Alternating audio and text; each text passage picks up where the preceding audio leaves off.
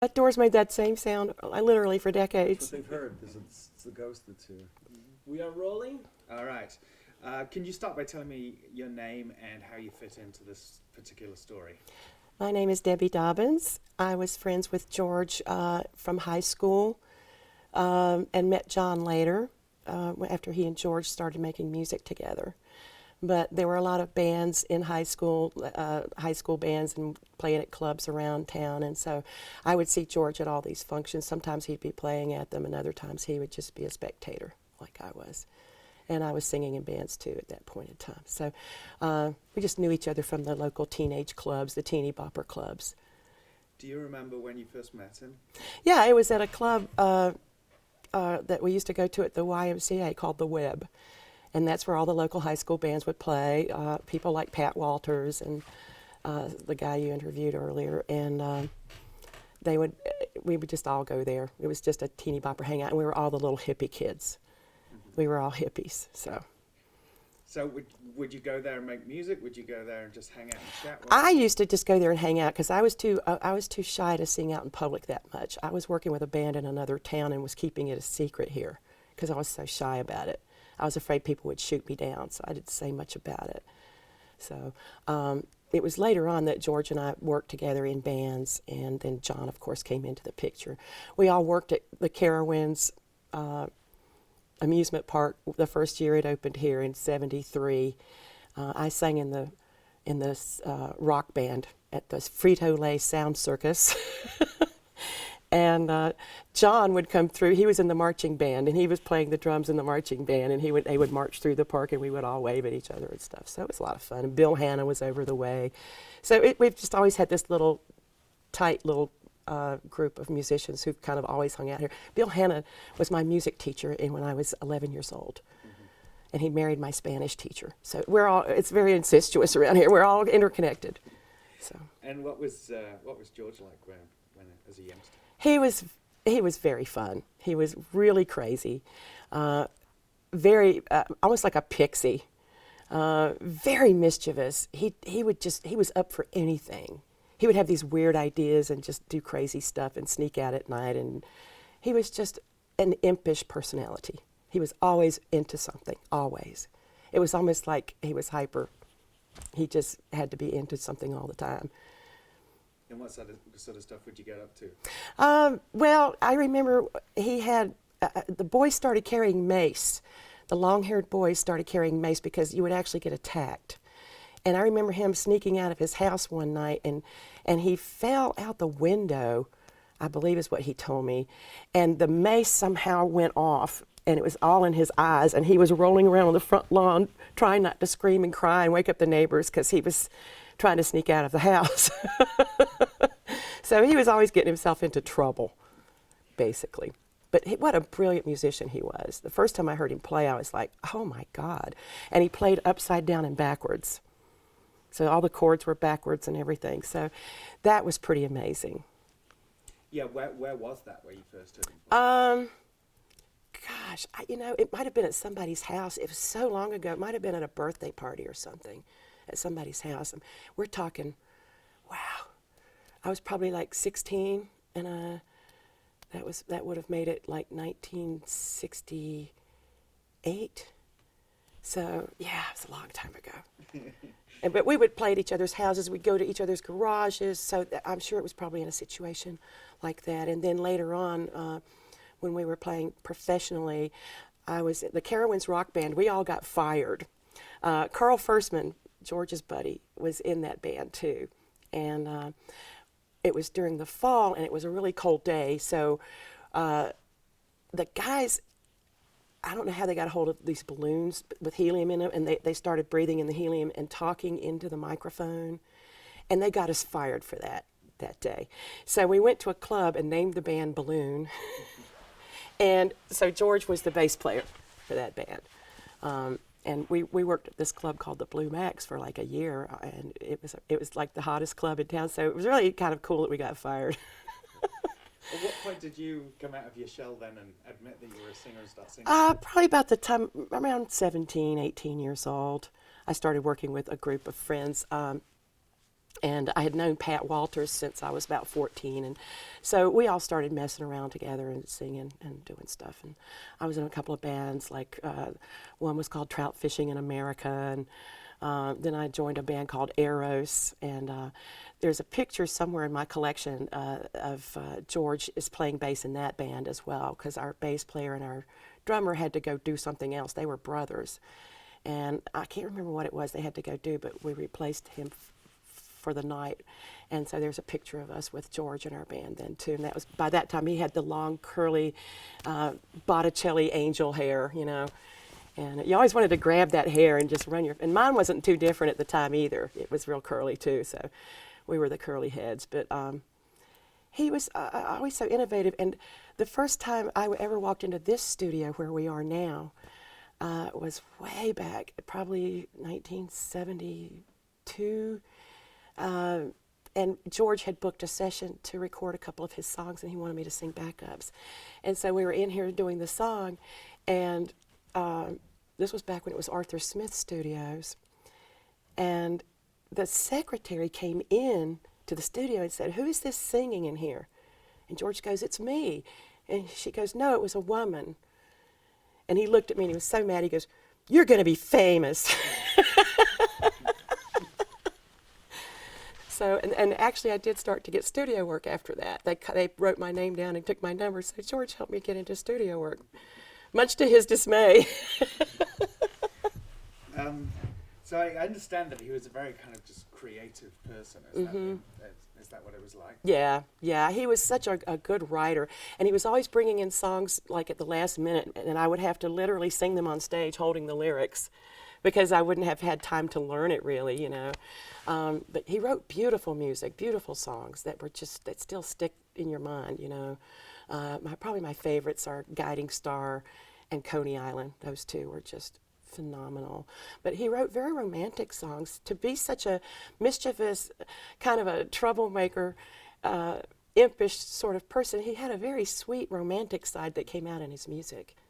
Was the music at all avant-garde? I mean, it sounds... Some of it was. If you get to hear any of it, they did a lot of experimental things. I remember one that John and George did that was like an old kind of 20s Rudy Valley sounding kind of thing, and they wanted it to sound like an old record. So they found a faulty mic cable that crackled, and it made this perfect sound that sounded like an old record, and they ruled it between their hands and made this crackling noise that they put on the track, so that it sounded like a really old, you know, Rudy Valley kind of thing. That was hilarious. And they did a Salvation Army band that was badly out of tune. That was so hysterical. It was a scream. And I'm sure Carl or somebody has got that. We've got to find that, because that was all stolen from me. By someone who really liked the music and they just took it. So That sucks. yeah. There's a great story. Is there any other examples like that where they were doing innovative stuff? I don't know that I've got really any more like that. Okay.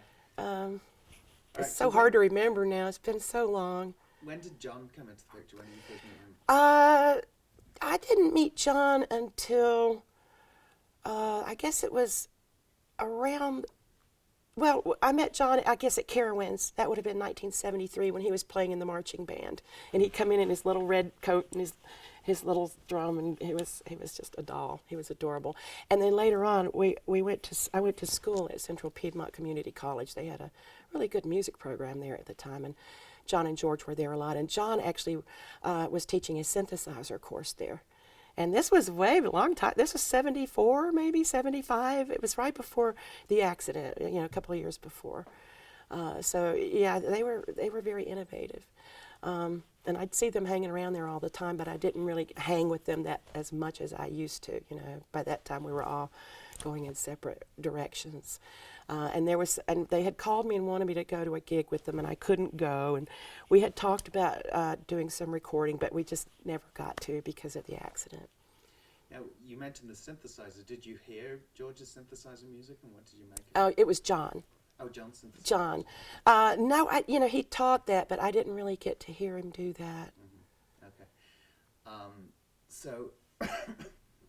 So were you guys actually was it a small music community around here, or was it a big one? It sounds like you were all kind of in each other's bands. Yeah, we were. It was close knit. There were different factions. Like there were the jazz guys, but then and then the rock guys. But then in the '70s, George and John and myself and Pat Walters and David Floyd and a bunch of other people all started sort of going into jazz. The biggest reason was because we hated disco. It was ruining the band business because all you needed for disco was a disc jockey. So that was during the big disco thing, and so we had all been in like top 40 bands and stuff like that, but in order to avoid having to do too much disco, we started getting into the jazz scene. And that was when George's music really seemed to blossom, was doing the jazz stuff. And Moose Magic, the jazz band that he had. Did you sing at all with Moose Magic? I did on a couple of occasions, yes. But they used to use another girl, Peggy Linville, who's also a dear friend of mine. She and I sang together in a big band for a while, but Peggy lived in the same apartment complex as George and John, so they would just call her and she could come over real quick and do stuff. So they used her a lot too. Now it sounds like they had quite different personalities socially. Like how were they personality-wise in their relationship between each other? Well, George was kind of like the ringleader. He was one that always thought of the crazy stuff to do.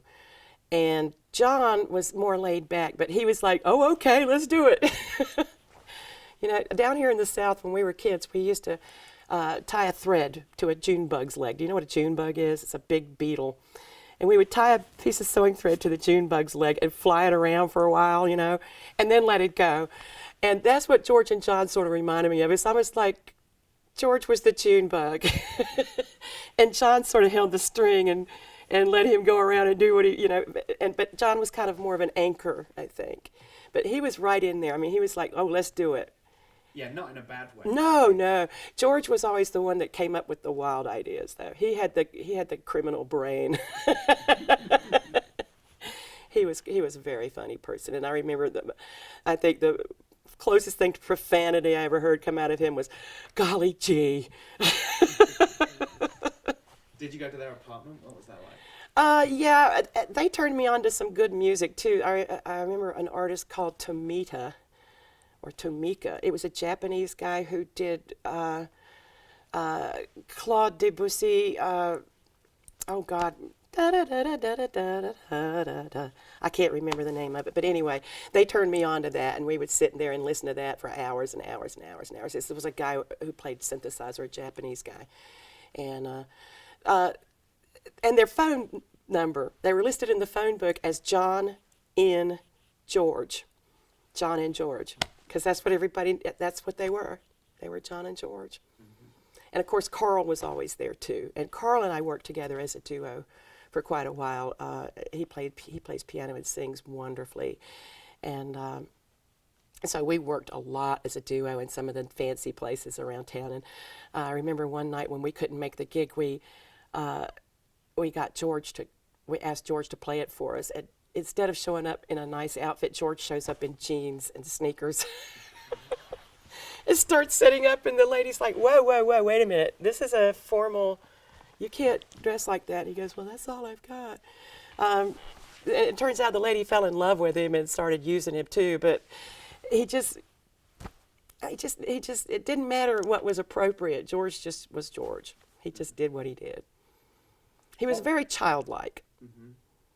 So what was his appearance like then when he finally came into his own? He had this long, flowing, very curly blonde hair. Like I say, he looked like a Botticelli angel. And he was really cute. All the girls had crushes on him. We all thought he was way cute. But his musical talent was such that it was he was just sort of on this pinnacle. It was so obvious that he was a genius. It was so obvious. Anything the guy picked up, he could play. Anything. Do you remember the last time that you saw them? Yes, I saw them at the school at Central Piedmont, at the music building, about a week before the accident. And we were just hanging around out front, just chatting and talking about and wanting to get into the studio. And they told me they were going to the studio next week. And so That was the last time I saw them. And then on the morning of April 23rd, 1976, I got the morning paper and opened it and just almost fainted. It was a real shock. It was hard. It was a very hard time. Oh, so that's how you heard about it, was from the Yeah, I just picked up the paper, and I felt so bad. I kind of had a survivor's guilt thing for a while. It just didn't seem fair that people that were so talented as they were, and I mean, you know, I had a reputation as a singer, but they were so much more than that, and I just felt I felt like they were cheated, and that we were all cheated. We were all cheated. And then, of course, the disgraceful way it was all handled after the accident, the trucking company covered it up and made it look like their fault, and it really wasn't. I mean, we all know what really happened. So what did really happen? Supposedly, they had stopped to eat, and they'd gotten hot dogs and coffee.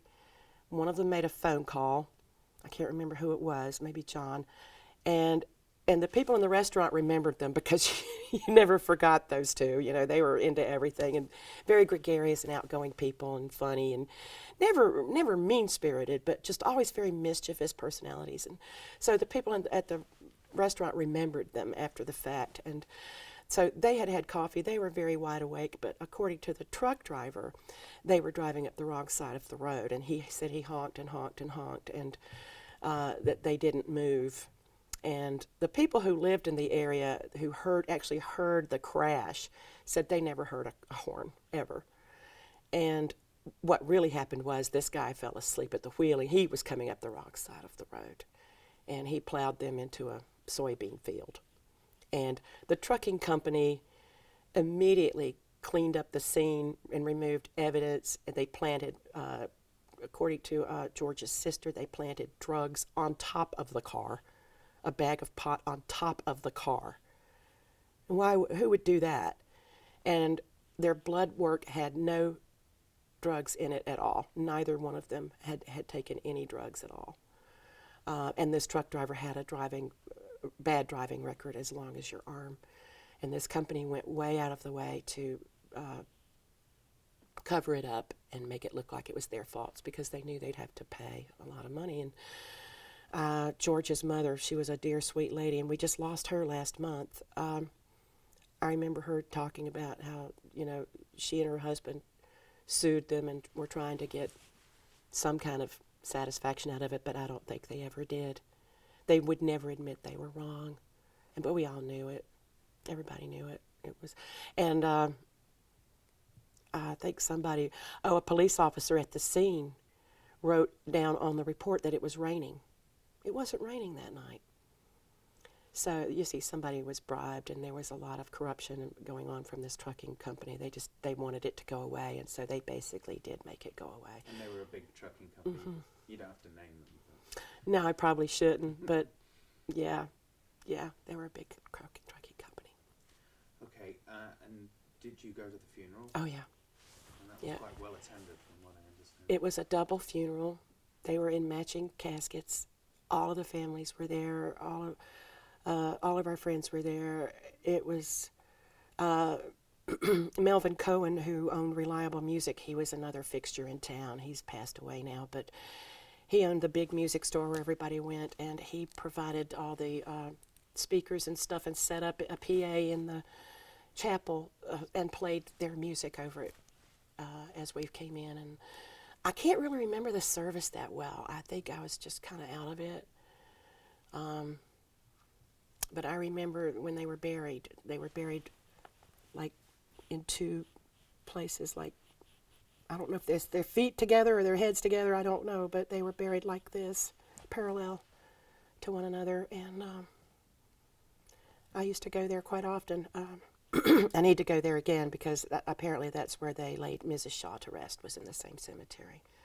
It was a private service, though, so I didn't go to that. But the funeral was very emotional. Everybody was just miserable. It was just a sad, tragic, it was just a real ugly part of life to lose someone you love like that.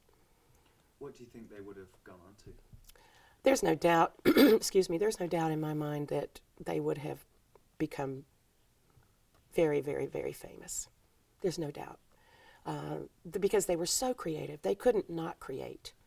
They had to create. It was like breathing for them. And we were all willing to go along, you know. Whenever they said, can you come do this or that, we were all willing to do whatever we could to help. So, but gosh, I miss them. And I think about them all the time, to this day, after all these years. Okay. I feel Very cheated. much. Yeah. I feel Great. cheated. But thank you. Thank you very much for Thank you coming. for I doing appreciate this it. because they deserve to be remembered. They deserve to be remembered. So thank you. Our pleasure. Thank you. Anything Okay. I think we're good. Yeah. Lovely. I'm Thank you sorry. so